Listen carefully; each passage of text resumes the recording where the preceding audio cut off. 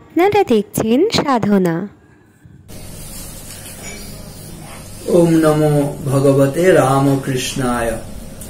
আজকের মনন এই পর্বে এখন আলোচনা করা হচ্ছে কলিযুগের শক্তি কি। কলিযুগ কথাটি উচ্চারিত হওয়া মাত্র আমাদের মনে কেমন একটা যেন ভয়, ভীতি, আশঙ্কার উদয় হয়। আমরা কলিকালে বাস করছি, কথায় বলে যে আমরা কলিযুগে বাস করছি, মানে এখানে যেন সবকিছু অবিচার, অন্যায়, উচ্ছৃঙ্খলতা এগুলোই যেন সব। একটি কথায় বলাও হয়েছে অবশ্য যে কখন কলিযুগ এসেছে বলে আমরা বুঝতে পারবো। বলতে গিয়ে ভাগবতে বলা হয়েছে, যদা মায়ানৃতম তন্দ্রা নিদ্রা হিংসা বিষাদনম শোক মোহ ভয়ম দৈন্যম সকলিস্তামস স্মৃত।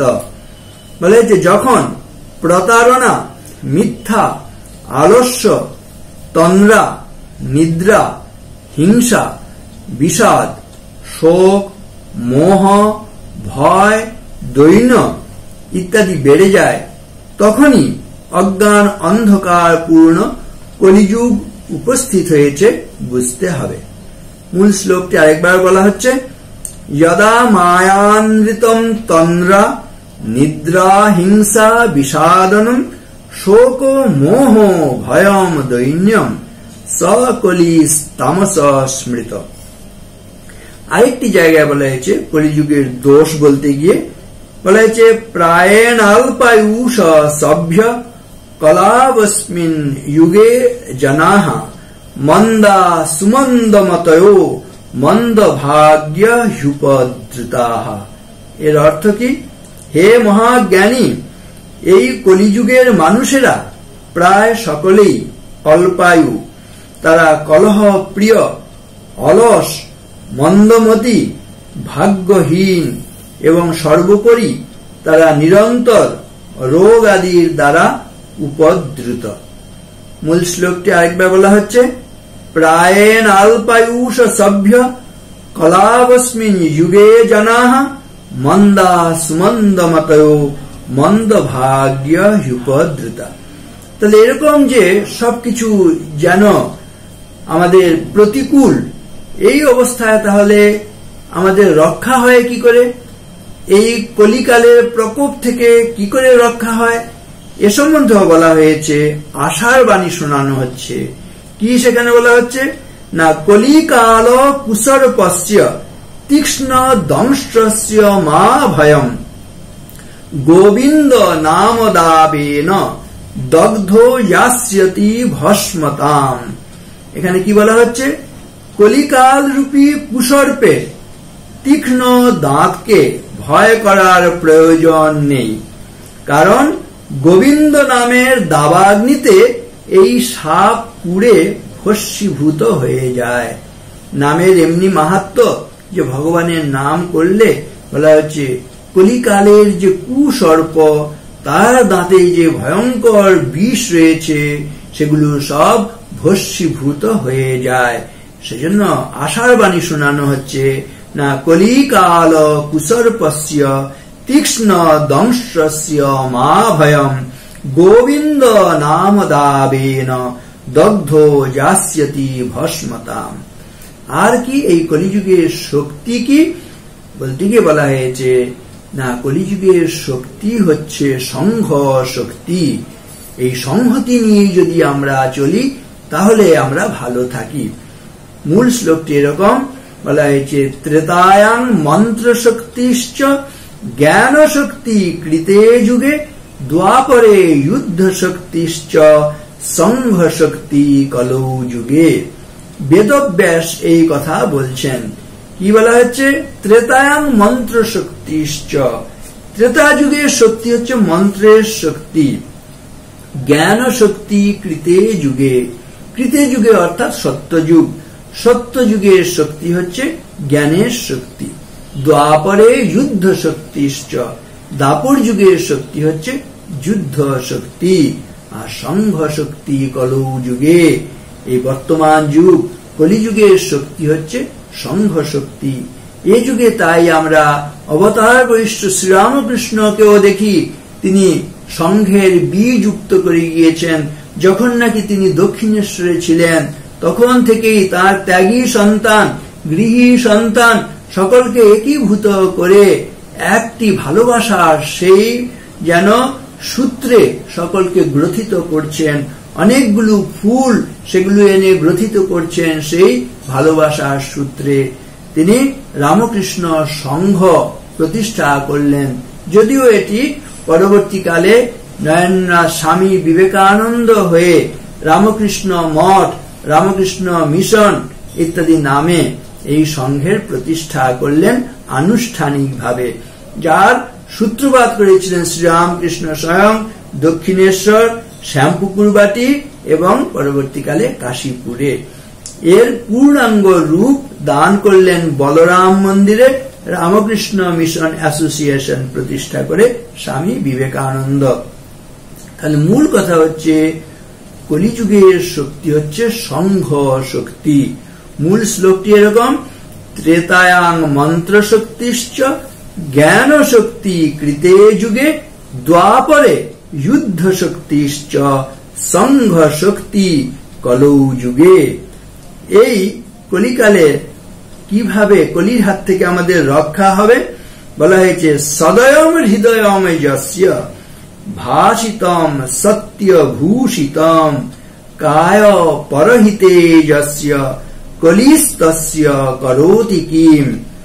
সদয়ম হৃদয়ম যস্য, যার হৃদয় সদয়, ভাসিতম সত্য ভূষিতম, যিনি সত্য কথা বলেন, কায় পরহিতে যস্য, যার শরীরটাই হচ্ছে অন্যের কল্যাণের জন্য নিয়োজিত, কলিস্তস্য করোতি কিম, কলি তার কি করবে বলা হচ্ছে, কলিকালের যত দোষই থাকুক, কোন মানুষ যদি সদয় হৃদয় হন, তিনি যদি সত্য অবলম্বন করেন, তিনি যদি পরোপকারী হন, তাহলে কলির যে দোষ, সেই দোষগুলো তাকে স্পর্শ করতে পারে না।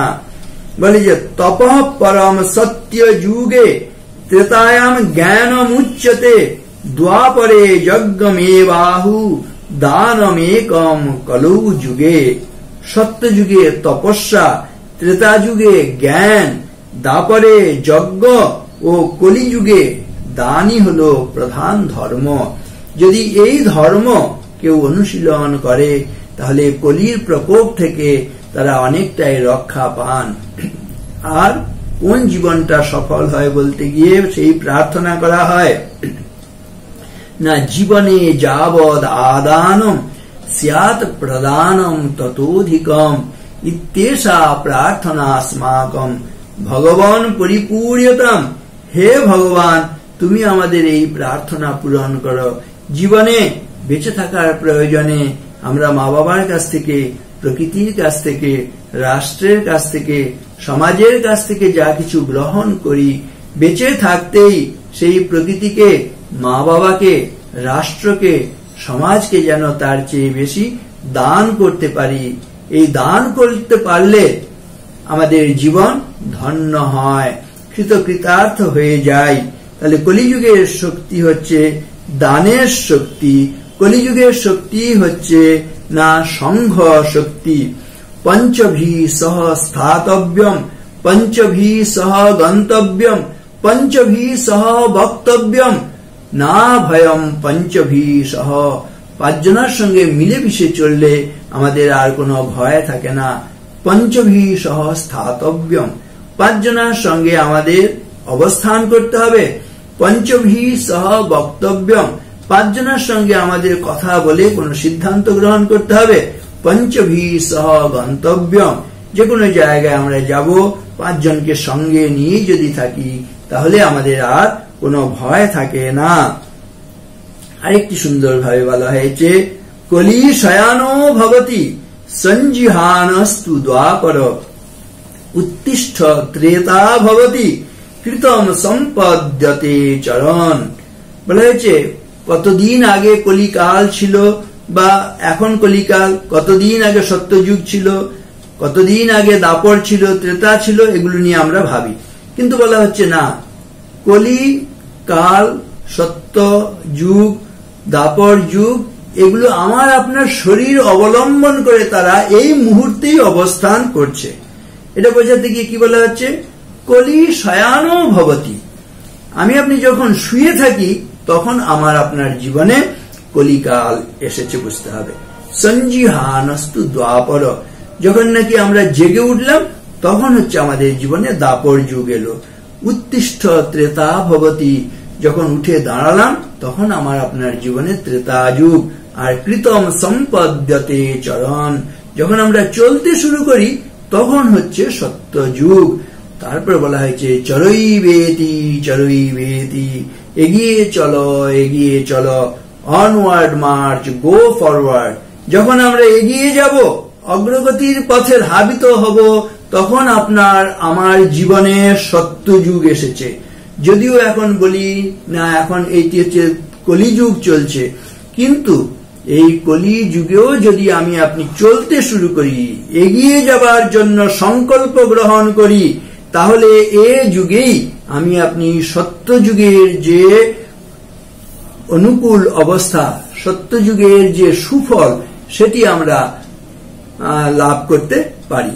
সেজন্য এই কলিকাল বলে আমরা যেন হতাশাগ্রস্ত না হই, আমরা যেন নিরুৎসাহিত না হই। কলি যুগের একটি গুণ রয়েছে, বলা হয়েছে না, ভগবানের নাম করলে সমস্ত পাপ বিধৌত হয়ে যায়। বলা হয়েছে হরের নাম হরের নাম হরের নামৈব কেবলম কলৌ নাস্তিএব নাস্তিএব নাস্তিএব গতিরন্যথা। এই যুগে যদি আমরা হরিনাম করতে পারি, ভগবানের নাম করতে পারি, তাহলে আর আমাদের কোনো ভয় থাকে না। কলের দোষ নিধের আজন অস্তি एको মহান গুণঃ কীর্তনাদেব কৃষ্ণস্য মুক্ত সঙ্গ পরম ব্রজেত। হে রাজন, কলিযুগ সমস্ত দোষের আকর, কিন্তু এই কলিযুগে একটি মাত্র মহান গুণ রয়েছে, তা হলো কেবলমাত্র ভগবানের নাম কীর্তন করে জীব সংসার বন্ধন মুক্ত হয়ে ভগবানকে লাভ করতে পারে। সেজন্য আমরা যেন এই কলির প্রকোপ আমাদের কষ্ট দিচ্ছে এই বলে হতাশ বোধ না করে আমরা যেন উৎসাহ নিয়ে ভগবানের নাম গুণ কীর্তন করে তাকে স্মরণ করে আমরা আনন্দে আমাদের অগ্রগতির পথে এগিয়ে যেতে পারি। এই সংকল্প নিয়েই চলতে হবে। চল চল চল, ঊর্ধ্ব গগনে বাজে মাদল, নিম্নে উতলা ধরণী তল, অরুণ প্রাতে তরুণ দল, চল রে চল, উষার দুয়ারে হানি আঘাত, আমরা আনিব রাঙা প্রভাত, আমরা টুটাবো তিমির রাত, বাধার বিন্ধ্যাচল। নমস্কার, ভালো থাকবেন।